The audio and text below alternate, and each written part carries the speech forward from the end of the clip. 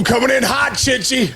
How Coming we in- feeling, cuz? I feel simpatico is the word today because I got one of my paisans. This is a paisan family. The Irish Caseys are going to learn a lot today from our guest, who's one of the funniest. There he is.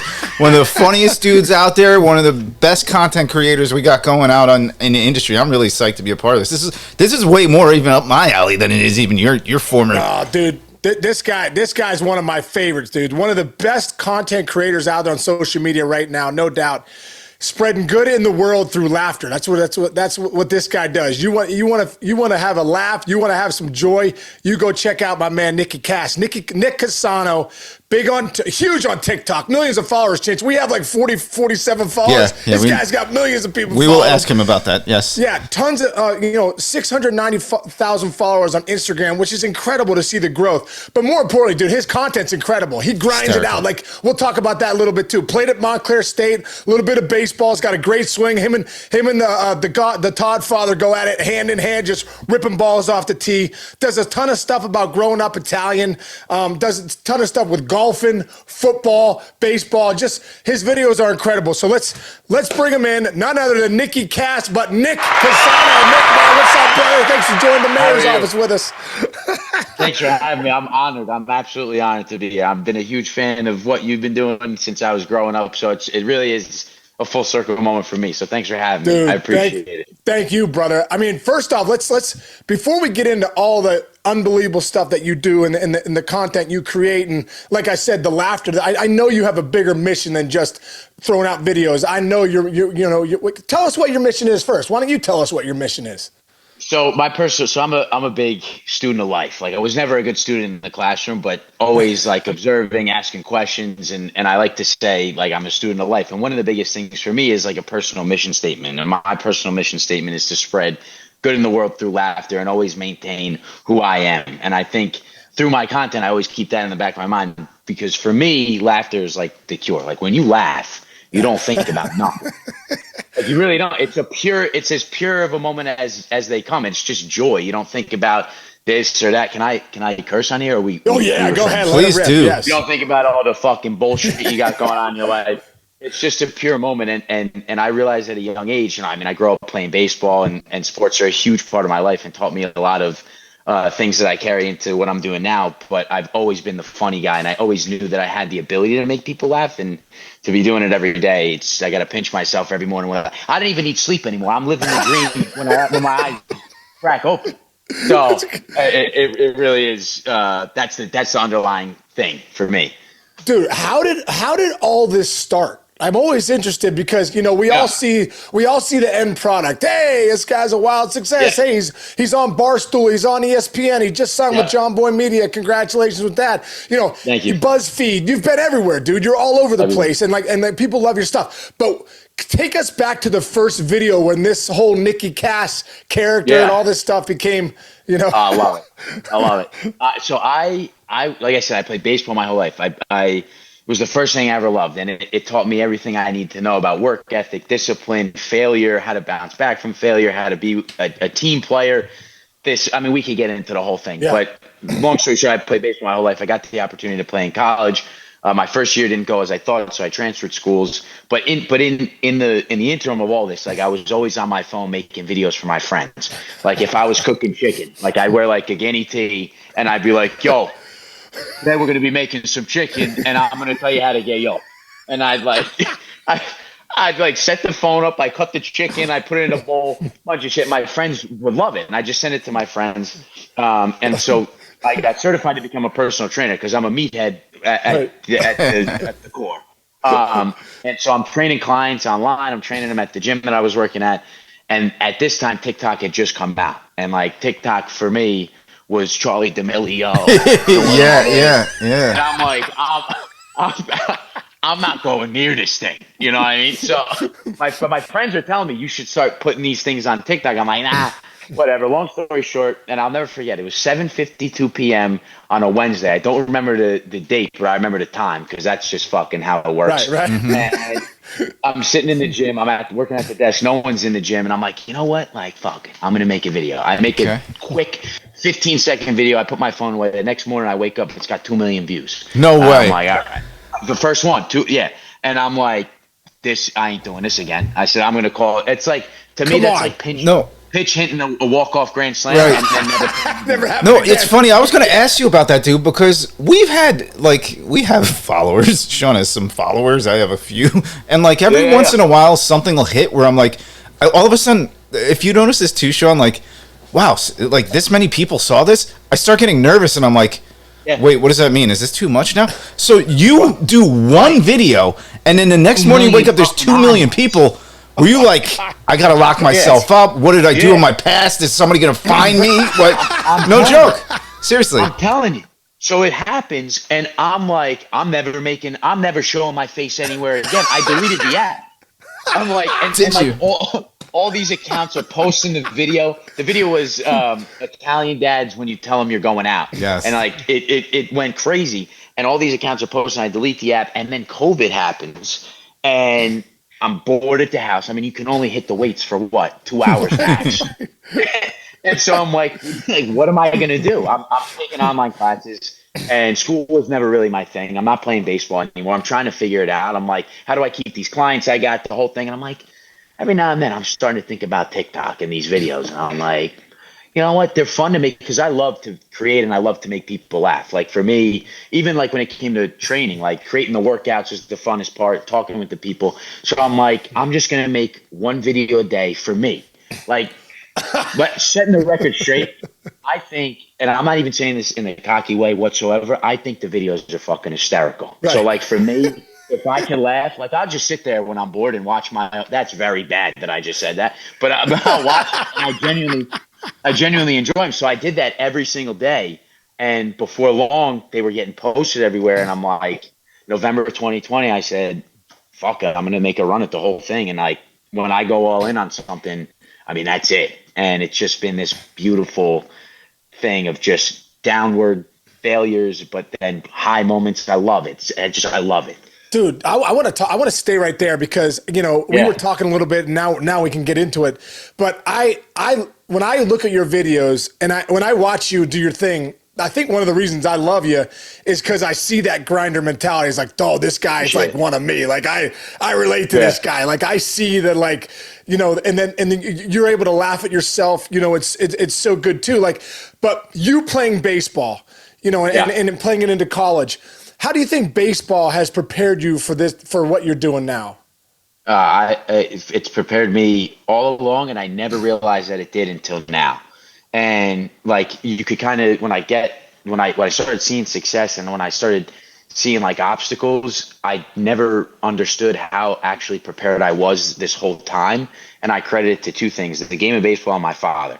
And my father, you know, has built this family and he gets up every day and he works hard and he sets the tone and just sets an example for me. Like that's all I ever needed to get that perspective of what it means to earn something. But the other hand too, like being able to bounce back from failure and like being able to perfect your craft with baseball has instilled within me what a real work ethic means. Because nowadays everybody's got a work ethic, you know, on the internet. You could everyone's telling you what they're doing and no discredit, but you know, you got to realize that that's kind of a highlight reel, you know, because if you got all this time to show everybody what you're doing, you must not be doing much at all because I'm trying to figure out how to show everyone what the hell I'm doing, but I don't got the time because I'm doing a lot. Right. For me, you know, the game of baseball, coming back to it, has taught me everything I need to know about failure, as I said, but also how to be a team player. Because for me, being a team player and wanting to win with more than just yourself is huge. And understanding that it's always bigger than you. Like for me, perfect example on days where I don't feel like recording, because there are some days where I'm dragging and everyone's dragging. I'm a human. And I think to myself, you know, it ain't really about how I feel, to be honest with you. It's bigger than me. And that's one way of thinking, and other people may disagree. But in my point of view, if you have a gift and you're committing to doing something and sharing that, then it really isn't about you. It's about something much bigger, because God forbid there's one person going through it that day and they see a video that I put out and it just for a second makes them think about something different. To me, then like I'm doing what I'm supposed to be doing. So I think about that stuff, and I wouldn't have, in my opinion, had that mindset had I not been on a sports team, and my sport was baseball, so I had not been a baseball player. Yeah, that's a great point, Kiss. That reminds me, because what you're saying right now, I feel like I can relate to, and you can too, Sean, because we do this 5 days a week, and we buried the lead. This is our 200th episode of the show. We haven't even announced it yet. Yes. And Nick Casano on for 200. Yeah, baby. dude. Let's go. But you just saying that right now resonated with me, because there are days where like Sean is traveling left and right, or I'm busy and I have other jobs and we're doing stuff, and it's like it's the discipline is almost as rewarding as your best video, right? Like sometimes it's like to me, it's more rewarding. Right? We're on the same page with that for sure, right, Sean? Well, I think also too. Like I know for me, I remember we would have opening day in Cincinnati. It was like the greatest opening day ever, dude. Like the freaking it was a holiday, and going back in baseball history, Cincinnati was the Red Stockings were the original team. So opening day was always in Cincinnati until 15, 20 years ago they started opening overseas or whatever.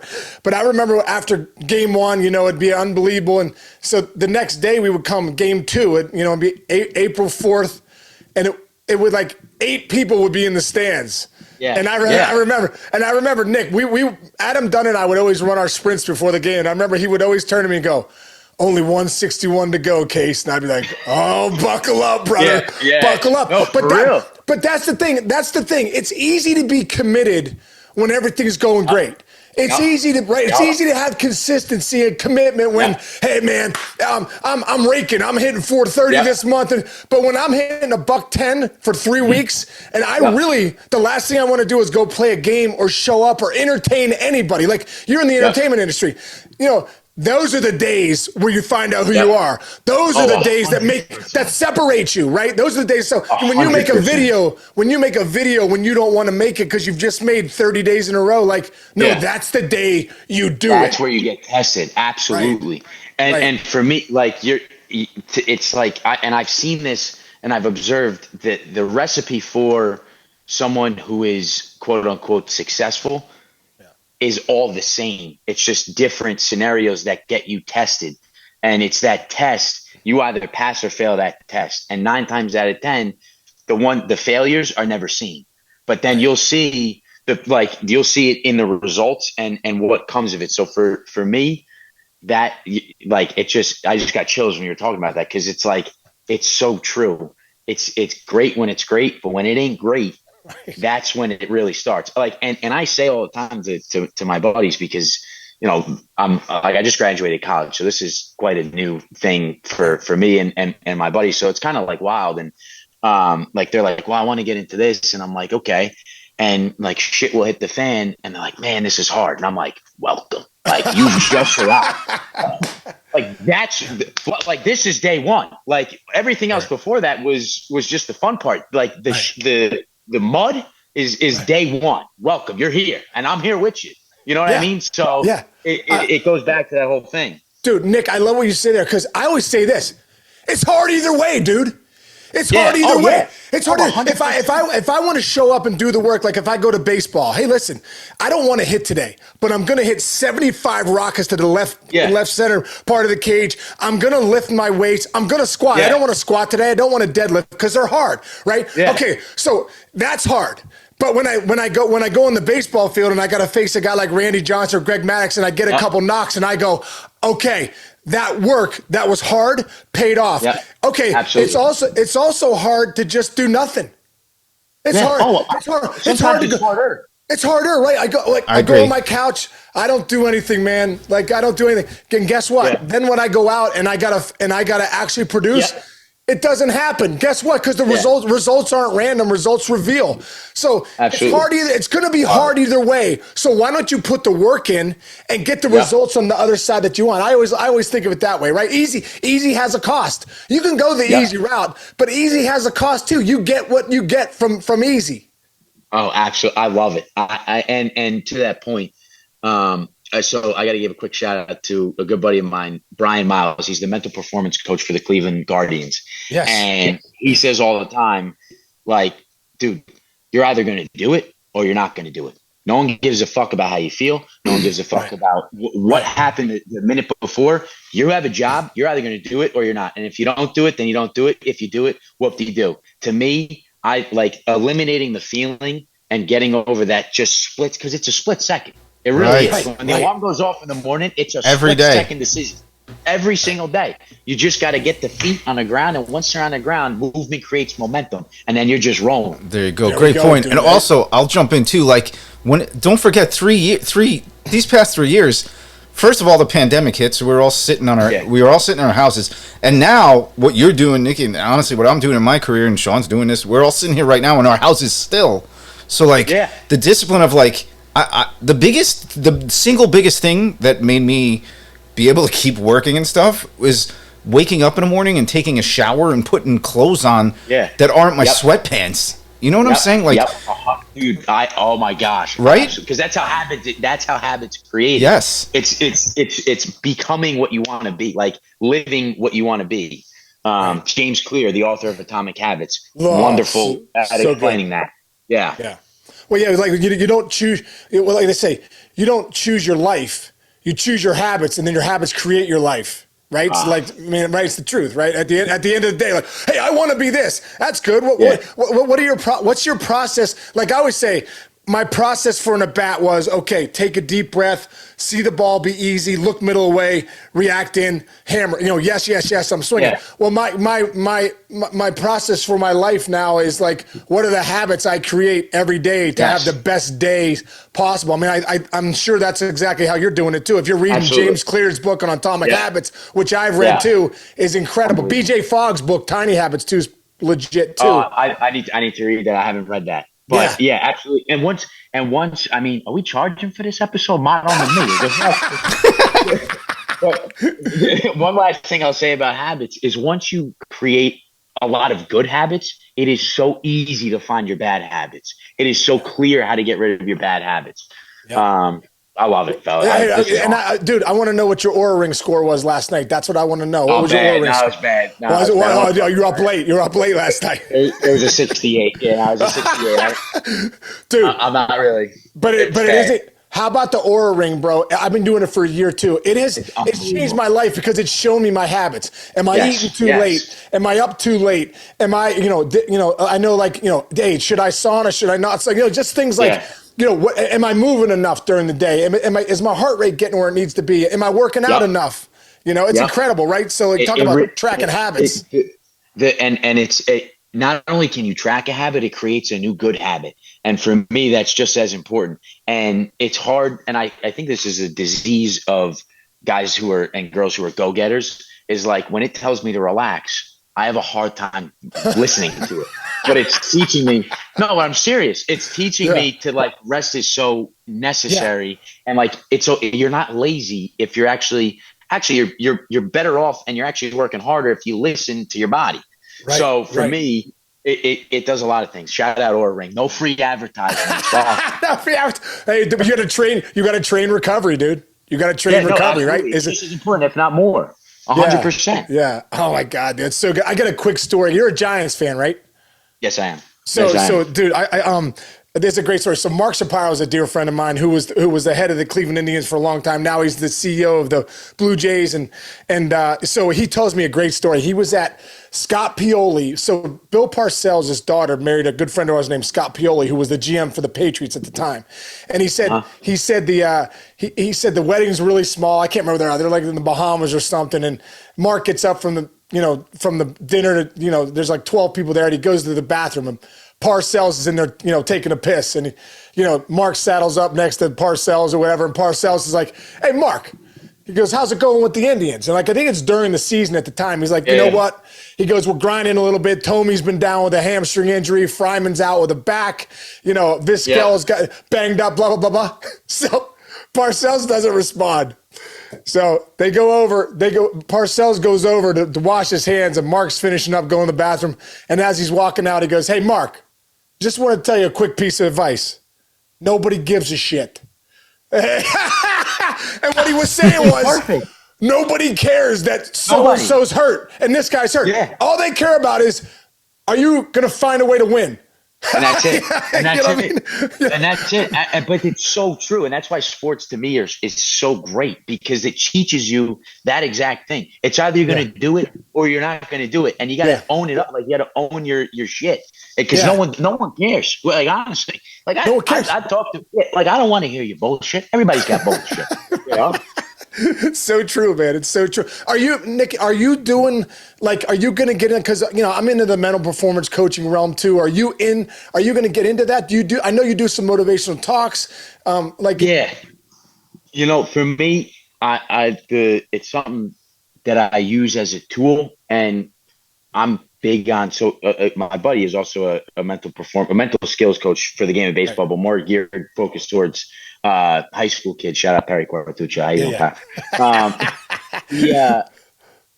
And then Brian Miles. For me, that's a profession, and I would feel that I'd be discrediting the guys who have went to school to become that sort of thing, to do that professionally and actually, charge for it. To that point, though, that doesn't mean I can't talk about it like this. So I would love to figure out a way to put that message out there more and share some of that, because like I said, I'm a student of life, man. I love it. And I love talking about it. Like, these conversations for me, they're unbelievable. Me too, bro. I feel like we could do 5 hours on this stuff. Yeah. It is incredible. That's why I got my charger, so the thing doesn't die. Dude, what about take us into some of the characters that you've created, man? Like No and what is it? Pasquale. Pasquale. Yeah. Pasquale. And then you got the, even like doing like the football, dude, even the stuff when you were doing the football stuff and you were like hitting the freaking leaf bag, and it's ingenious stuff. And then you're doing when you were doing the restaurant manager, hey, how you doing? You coming around. Thank you. Thank you. Dude, like the no character, like where'd that all start? All right. So a lot of people think that the Pasquale character is based off of my real dad, and it's not. My dad, some of the scenarios, yes, but it was more so based off of like little league dads that I would like be on my team. And it's just like, I've always been good at like observing things and kind of just putting it on my head and putting it out there. No, funny story. Not a lot of people know this. I've never actually met my grandfather. So no in Italian is grandfather. Okay. But my mom has an uncle who is very off the boat, off the cuff, kind of like goofy in a sense, but also just like a jolly guy. And for me, that's the no character. That's who it's based off of. Right. But the other characters, for the NFL mic'd up videos, I literally walked out of my room. My girlfriend was working from home, and I come out with a baseball helmet backwards and sunglasses on with a towel stuffed in my t-shirt. And this is why, she's great. She's like, man, it's just another day in the office. And That's so good. I set up the microphone and I just let it rip. Like, for me, I'm huge on just throwing shit on the wall and seeing if it sticks. But I also, to that same point, it's a double-edged sword where I have some sort of idea of what people are going to laugh at. So I could easily get a football helmet, but and shoulder pads. But if you don't know football, at least you can laugh at the fact that my fucking baseball thing is backwards and I'm hitting a bag of leaves. So I'm just trying to be as goofy and as fun as possible. And it's just stuff that I pick up, and I just I don't know, it just kind of hits me in the face. And I hate saying that, and it's such a shitty answer, and I don't want to sound like I'm whatever, but it's just You're true. creative. You're creative, dude. It really, I've tried, Sean and Chinch, to see. Did I say that right? Yeah, good job. Chinch, good work, bro. Yep. Good. So I've tried to sit down and fucking think of shit. I don't think of bullshit for fucking. Yes. I can't do it. But it's when I'm just out. It just comes. I don't know. That's kind of how I work as a producer. It's interesting. It's a very similar kind of concept. Sean knows. I love with no script, no nothing. It's a lot more fun that way. And then when you're done with it, you can go, oh, you know what, that did work, and then you can maybe look back at it, and next time you do it, you build on it a little bit. So that's an interesting process. The other thing I'll say is I think it's good, and you can agree with me, I think you will, is that Italian people, I think, are maybe as okay or more okay than most at like watching people make fun of them and accepting it and going, yes, that's exactly how we are. I mean, you know what I'm saying? Being made fun of forever. Oh my God, yes, because our whole lives, everybody destroys you. You're like the kitchen table. You're just destroyed your whole life. So, like, we have, I think, a little bit of a thick skin when people are like, "Oh, Italiano." Like when Eddie Murphy made fun of Italian people is that not one of the greatest things you've ever seen? It wasn't an insult. Rocco. You just saw Rocky, didn't you? Yeah, it's the greatest thing. You see Rocky? Yes. Yeah. There's something about Italian people who can make. I appreciate being made fun of as an Italian person in a unique way, I think. For me, it's an art. Like I was the first. First, I was the youngest boy in the family, so I'm just the target. Yeah, and I'm like out there, like for me all the time. But you know what? I appreciate that, and I actually resonate with those that do the same thing. You know, like off the air, I may bust your balls about the hat you're wearing, but I'm not going to say it. I love it. Yes, exactly. Exactly. I love it.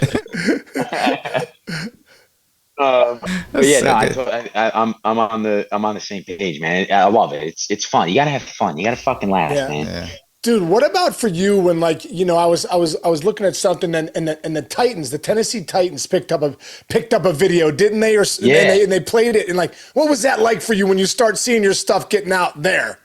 Dude, it's so weird, but it's so awesome at the same time because, like, again, I make these because I like to create, and I think they're funny, and just to see someone else and they had their own platform do something similar and then like integrate mine together. Like, you also got to understand too, you know, I get, you know, this is a real thing and it's a business, but you know, I'm still a little kid on the inside. So like for me, it's like, it's awesome, man. Like, and I didn't even know they did it. They just fucking posted it. And I'm like, that's great.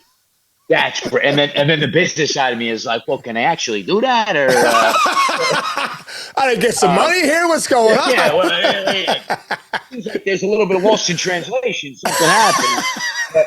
But, no, for me, man, it's like I said. It's just it comes back to if someone's going to enjoy it and someone's going to laugh or smile. To me, it's all good. You know? Yeah, yeah. When you go back too, because I almost feel like when Barstool gets a hold of anybody, you know, things go big, and that was a big part too, right? When huge.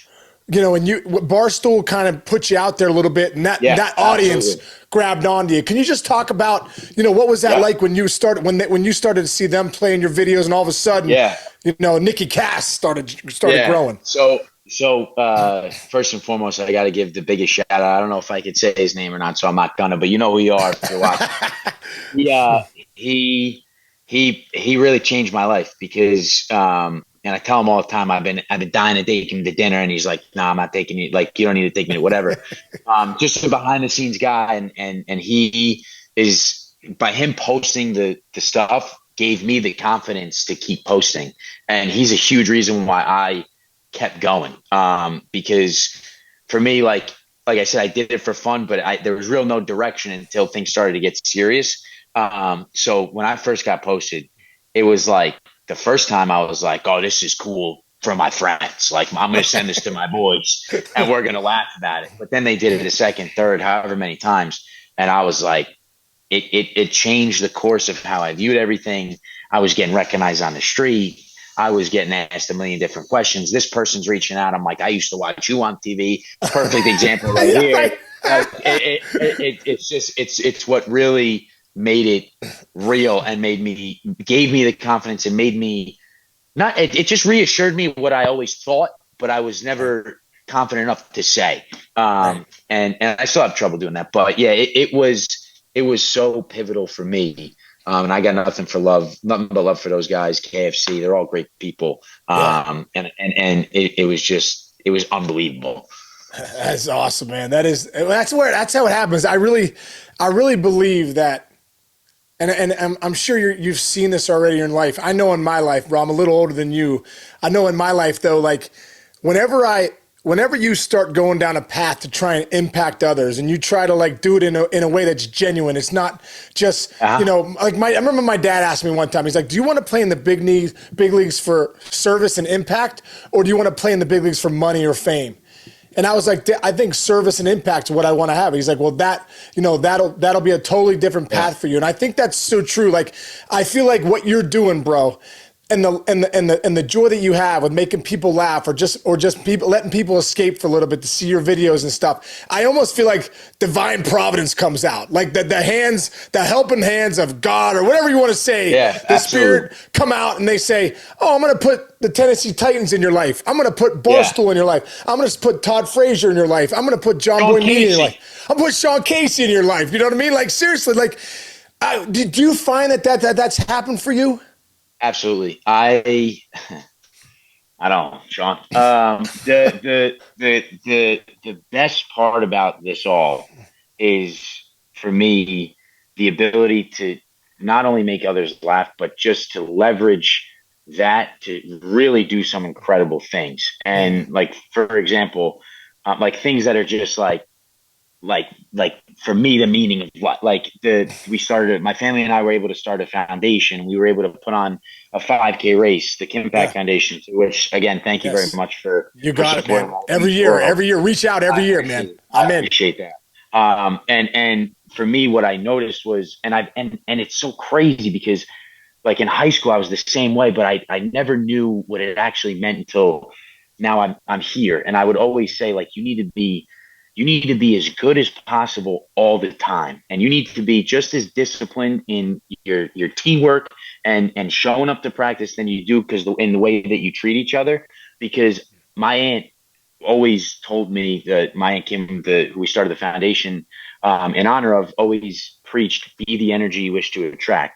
So even on days, like I said, where you don't feel like it and you're kind of dragging ass, just put out as much good energy as possible.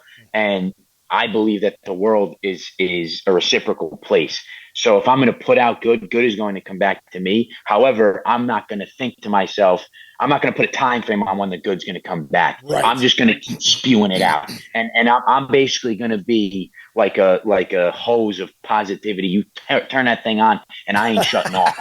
And, Love it. And for me, no, but for me, like, you know, I gained a lot of perspective over the last 2 years. And what I've noticed is, my dad says all the time, this ain't a fucking dress rehearsal. You get one shot. So you might as well do the best you possibly can. And a part of that, and a part of, you know, representing myself, my family, what my dad has built, is in my head, in order to maintain that certain level to which I think the standard should be, is I need to be the best version I could possibly be and put as much goodness out there as possible. And when I did that, the opportunities, it was a fucking, it's like, here's an opportunity, and not only that, it got me opportunities to give to my friends, and take my friends and put them in positions, and take their cousins or whatever and put them in positions. For me, what's the point of being successful if you can't share it? Because if you share it, then there's more people at the table, and when there's more people at the table, more food comes because you got to feed. That's the truth. I'm telling you. Dude, you would have loved being my buddy back when I first made the big leagues, bro. I used to take my college friends, used to take this trip every year. Five guys used to come every year, and I would get them. I can't imagine they do this now, but I would get one of them in uniform for batting practice every year. Oh, it's incredible. It was incredible. Dude. Go ahead. It's the best part of it all. It's like giving opportunity. The best. Like, for a perfect example, I got on the phone with, and I'm just going to say it, whatever. I got on the phone with a professional baseball team about possibly doing stuff during the season, and I know a good buddy of mine is a huge fan, diehard fan of this organization. So we're on the phone. I'm like, they want me to come do whatever at the stadium for game day, and I'm like, so I travel with 3 people. I said I got my camera guy, and then I'm like, I got an intern. But you better believe that he's going to be an intern when we go. Brilliant, dude. So, like, for me, like, just to be able to, because like it is just it's easy to and I'm just so lucky to be in the position to do it. Like, why the fuck wouldn't you? You know what I mean? right. Like, It's why not? incredible. It's incredible. It's awesome. Dude, literally, this picture right here. That is It's me, unbelievable. my buddy Doug, my buddy John. So when Griffey first came to the Reds, right? And my buddies are like, and I'm like, yeah, come on out for BP. So that, it was just so many moments like that were incredible. Yeah. And dude, Nick, you'll love this story, bro. My one buddy, Courtney West, where were we? He comes out. He's like, little dude, just like, not the best athlete of the group. Like no, me? turns out he's I like you, but you're a better athlete than Butch was. We call him Butch. Dude, he blows out freaking. We're shagging in Arizona, and he goes back, freaking blows out a hammy, dude. Legitimately, dude comes in. So we're getting ready for a big league game, dude. Big league game, and my buddy Courtney West is on the training table with ice on his hamstring, and I'll never forget it. Dimitri Young comes in. He's like, Case. He's like, I thought your buddies were coming out here, not some little circus animals, something like that. I'm like, oh my gosh, that's so great, dude. But I'm like, I have my buddy here to take batting practice, and he's getting iced in the big league training room. It's awesome. Wait, can I gotta throw one in there too, super quick. This is my one story I can tell, but you guys will appreciate this. So when we first started MLB Network back in the day, Bob Costas and Tom Verducci used to do this like all-time games thing. I don't know if you remember. It was like one of the first things we did. And this one game was Willie Mays was coming in.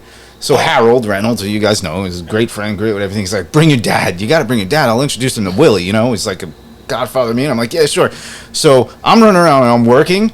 And all of a sudden I'm like, oh my God, where's my dad? Because I don't know what he's going to do or what he's breaking. You guys both know, right? I'm like, holy shit. So I go and I'm like, Harold, where's my dad? And he's like, oh, he's in there talking to Willie. And I was like, oh no. Oh my God. No, it wasn't like, oh, that's great. It was like, oh my God. Yeah. So I run in and Case, there's that little green room they turned into an edit room. It's literally the size of this screen right now.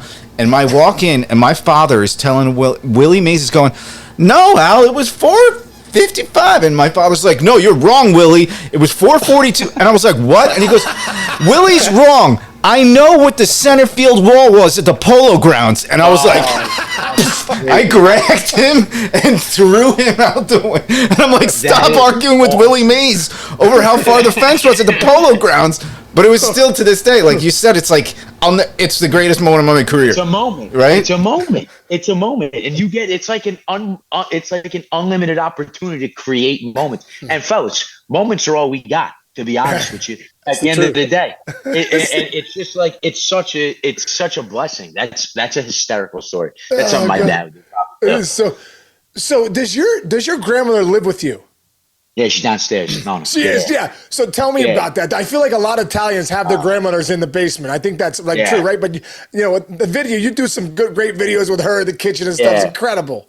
She's awesome. She actually she raised us. When my parents would work till around 6:30 when we were growing up. So she raised me, my sister, and my 4 cousins, and my 3 cousins. That's bad. I said 4. There's an extra one somewhere. There might be. We don't know. But yeah, so she raised us, and it was, she was tough. Like she didn't take no shit. For me, and you'll laugh when like my sister is an angel. She was like always did the right thing. Hey, not so much. I was a little bit more resentful. But like her way of disciplining me was like, I'm gonna call the police. Like if I was jumping on the bed, she'd come in and she'd be like, "Say stop and do this. I'm gonna call the police." And like I would believe her because I was like 8, but it would get me to stop. She was like. She was the reason why I was nearly 200 pounds at 10 years old. I would come home and it was a fucking spread. It was like she'd take 4 or 5 pieces of bread, put mozzarella on the bread, put it in a toaster oven. Then she'd ask me, do you want any sausage? We had sausage hanging from our garage. She'd fucking go up there, grab the sausage. She'd cut it down, 5, 6 slices of sausage, feed it to me. And I'm just like I can't wait to come home. I can't wait to come home. And then the school lunches, there was a few kids who didn't grow up Italian in my friend group. every time I bring like chicken cutlets, I get guys trying to trade me Dunkaroos. I fucking love Dunkaroos. I told Nona to bring me an extra, like a little extra thing, and I just happened to trade off. So now I'm benefiting. I got the chicken cutlets and I got Dunkaroos. It was awesome. It really is a blessing, man. Oh my god! Did she cook? Awesome. Did she cook every night for you guys? Like, yeah, she cooked all day long. Just like downstairs, you'd walk in and the peppers, the stuff would just hit you right in the face. And then, like for her 80th birthday, we had 35 people at the house. She cooked for all 35 people. Oh my god! It was unbelievable. 80 years old. I'm like, no, it's so just take a seat. Right? Don't stop. Oh, it was up, but then she make what's called bacala. You know what bacala is? Oh, of course I do. Yeah. Explain it to the kid over here, the Irish guy. I know what bacala. I think I've had bacala. What is it again? Sean, imagine the worst smelling fish you've ever smelled in your entire life.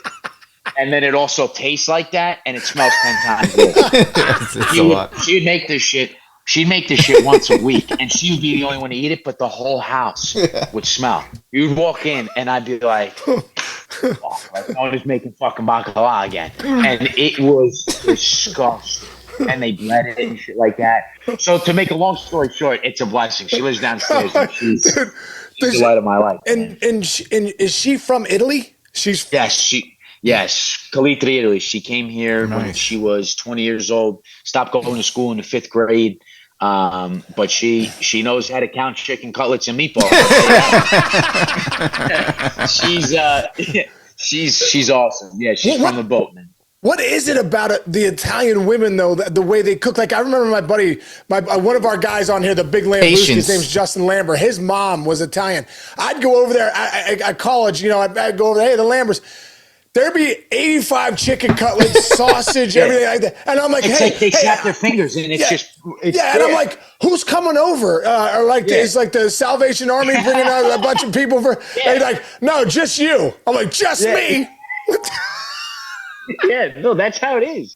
No, it's ridiculous. Like, but that's what I'm saying. I was fat. Like I was like growing up, and then like 1 plate, 2 plates, 3. Like it don't matter. Like, and you'll say, I'm like, Nona, I'm full. But you should want more. Right. You want a little more things to please. Just and it got to the point where I had to tell her, like, I can't eat no more. Dude, Case, did I not just tell you that exact same chicken cutlet story right before we came on the air? About my mother, I would come home from football practice, and I'm like, I ran a bunch of suicides all day, and I come home, and I have 4 just pieces of like, I'm eating chicken cutlets, and the oil is shooting down my face, and it's like 9:30 at night on a Tuesday, and that's just Tuesday dinner at an Italian house. I'm not kidding, Sean. I swear to God. And the best part too is like there was a time where I was a little bit chunky, and she would tell me that I got to lose weight. And then she'd offer me eggplant parmesan.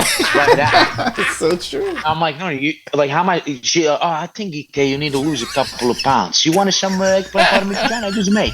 And I'm like, no, what? It's never gonna end. I didn't put my foot down. It hurt me when I put my foot down. No, because eggplant, they'll go, it's just a vegetable. It's just a vegetable. Yeah. It's like a side. 18 pounds of mozzarella cheese now. Oh my God, dude. It's so great. I love when you imitate her. It is so freaking great. It's so great. Oh man. Dude, so what's next for you, bro? I mean, like, first off, thanks for doing what you're doing. Like I said, man, so many people are benefiting from it, and the joy you bring to all of us is incredible. But I feel like you're just on the launching pad, bro. Like you're just getting ready to take off. Like, what's happening next for you, brother? And like, where do you see yourself going in the next, year or so? So for me, something I'm really passionate about is the foundation that we just started, the Kimpact Foundation, just to be able to spread the mission of just being catalyst for positive change and just introducing this idea of passion to everybody, and just trying to be as positive as possible fires me up. And that's something I'm really looking forward to see where that goes. And the other thing too is with John Boy Media, we got the Blitzball Battle 3 coming up. We got Blitzball Battle 4 and 5. Sean, Chinch, if you guys want to come out, that'd be awesome to come see it and what it looks like. That would be great, dude. We're not kidding. Yeah, you will see us there. He I'm will. serious. After this call, we'll set it up because it really is something special. And just for me, it's always been about the journey, and I just love being on the journey, and I love being about the process. So like when people ask me, what's the end goal, I don't really have an answer because I'm just so in love with the journey. Which is, some people may disagree and some people may agree. I just haven't gotten there yet. And like I said, I just graduated from college. Like I haven't been doing this full time for even a year yet. So like for me, just being in love with every day is something I want to continue to do. And the other thing too is I'm trying to really break 90 on the golf course, like real bad. How's that going, bro? It ain't going too well, but I'm telling you, it will turn around, and we'll break it, and it'll be good. And one more thing, I'll leave you with a little something. In September, I got something I'm working on that's going to come out that involves all the characters, and a nice little long form piece. Cool. Very cool. Very cool. I can't wait for that, dude. Yeah, it'll be good. I'm really excited about it. I'm putting the pieces to the puzzle together right now. Dude, you have so many characters that you could just throw into it. Oh, that would be, it's going to be incredible, man. That's going to be incredible. It's going to be fun. I'm looking forward to doing that. Well, dude, getting it back to a baseball analogy, bro, at the end of the day, I love what you say, process over results. And at the end of the day, it's one pitch at a time. If you want to be good at anything, it's one pitch at a time. So it's one video at a time, one day at a time, one pitch at a time. Because I'll finish with this story. Albert Pujols. I was at the All-Star game in 2004. I'm sitting with Mike Piazza, Scott Rowland, and Pujols and Bonds at the time were just at another level. And I said to Rowland was the third baseman for the Cardinals at the time, and I said to him, I go, Scott, what is it, dude? I go, we're at the All-Star game here. We got Muhammad Ali walking in the clubhouse. We got this and that. We got some of the best players in the world here, but Pujols at another level. What is it? And he goes, Case, he goes, I've never seen anything like it. He goes, this guy doesn't give away one pitch. Not one pitch. He said on a Tuesday night, we could be in Kansas City in July, losing 9-0. 2 outs, he comes up, he'll put together a 12, 13, 14 pitch at bat, hit a single to right field. No one will think anything of it, and we'll go on. Well, I think about this, bro. 18 years later, he just hit his 700th homer. He just got his 3,000 hit, 2,000 RBIs. He's one of the greatest hitters of all time. And I think back to that conversation 18 years ago of this guy doesn't waste a pitch. And I look at you, bro, and I just say the same thing, dude.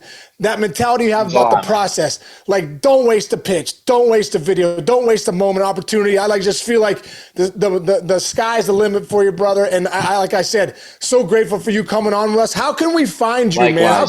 How can our listeners find find Nicky Cass, Nick Casano? Sure. Where can we find you, brother? For sure. First of all, I just want to say I'm equally as grateful for coming on here, and that hearing you say that to me means the world.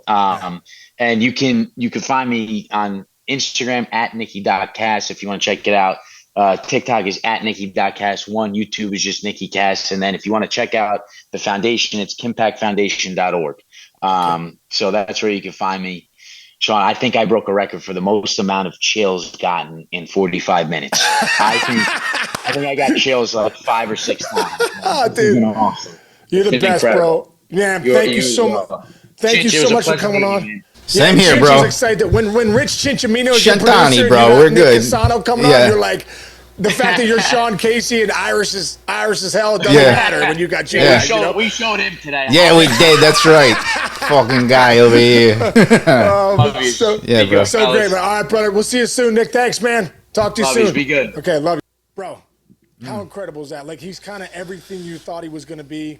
Mm-hmm. Like Sarah and I watch him every night. We love it. We love his posts, his content. But the biggest thing, Chinch, is that, dude, the laughter he brings, the joy he brings, the energy he brings is incredible. Yeah, there are a lot of people that go online they go on there to be a celebrity, or they go on there to make money and whatever. And you can kind of tell that. And if you go to his website, and I'll post it and I'll put it on the back end of this, so you guys can go take a little. I'm sure most of you who are fans of us know who he is, but if you don't, you should, because he's great. And it's so positive and so funny, and like there's nothing horrible about it. Like everything is positive and to make you laugh.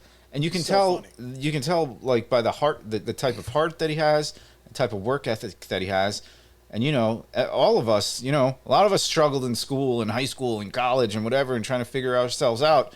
This guy figured himself out by just being a good person and being very talented at what he does, because he is funny as shit. And by the dude, way, like we talked about, he's so funny, bro. Yeah. He's so funny. And that grinder mentality. I think that's why baseball helped him. That grinder kind of like, dude, you're going to get knocked down 7, get up 8. You know, I mean, just keep going, keep going. So that's why he's going to be a success, dude. This guy's not going to stop. Can't wait and to what see a the great future. guy. I'm glad we had him. Glad we had him inside the mayor's office. We could say we knew Nick Casano. yeah, we knew Nick Casano when. He's going to have like, it's going to be like Seinfeld in like 12 years where we're going to be like, hey, can me and Sean come to the set and watch and eat the craft services table by you? When he's a super uber duper famous Nick, celebrity. Remember us, bro. Remember Chinch and Case, down the road. Don't okay, forget we're it. bums. All right, You know man. what I mean? Yeah, another great move out of you, bro. And don't forget Nick Casano for 200, baby. Bam, cash it in. Kaboom. 200 show at the mayor's office. 200th Got our episode. man. Thank Isn't you that great? all Nicky for listening Cass. to us this far. Yes. Thanks for coming along. We're getting more viewers, more subscribers. We appreciate it. But shit, Sean, we haven't even talked about this. We could have just, hyped ourselves up, but we didn't. But man, I can't tell you how excited I am. You and I have done 200 freaking shows together, dude. 200 shows in less than 2 years. I was watching the other day. Episodes 1 through 5, and I was like, we've gotten a lot better. We have. Oh my goodness, a lot better. That was good. God, but dude, I love being along with this ride for you, and I can't too. thank you enough. You're a great friend, and this has done so much for my life and my career, but more so that you're one of my best friends in the world, and I love I get to talk to you every day. So thank you. Me too, Chinchy. Me too, brother. I'm so grateful for you, and 200 shows together. That been a lot of fun. And we're grateful for all the people that are listening and continue to listen and show up with us every day. Here's the 200 more or 2,000, baby. Let's go. Let's go. All right, brother. I'll see you tomorrow, Chinch. Love you, bro. Love you.